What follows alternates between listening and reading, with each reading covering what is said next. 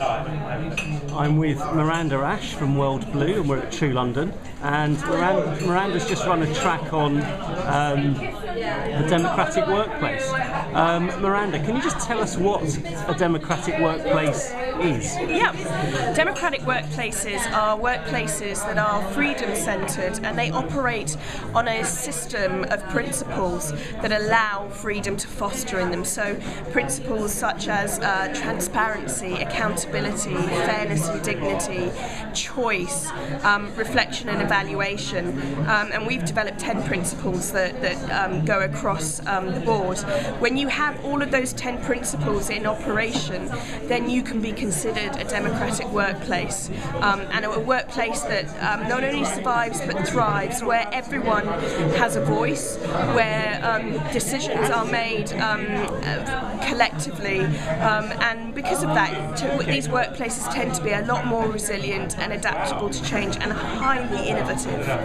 Now, we had an interesting discussion. What are the types of barriers that we've heard today and that you see in organisations becoming more open and democratic?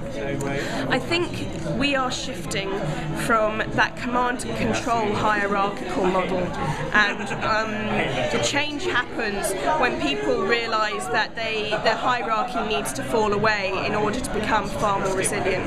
One of the other issues that we tend to find, particularly here in the UK, and it's very emotive right now, is pay, and that comes down to treating people fairly and with dignity. And we had a really good discussion today around pay. I wouldn't say that we got any answers, but I think what we were able to offer was how democratic organisations figure out pay and open book management, so they have all of their finances open, and some have open salaries, and by being open with your salaries and pay, you demystify and you actually, I think, reduce risk. And final question, what stops UK PLC being a bit more democratic in the way it works?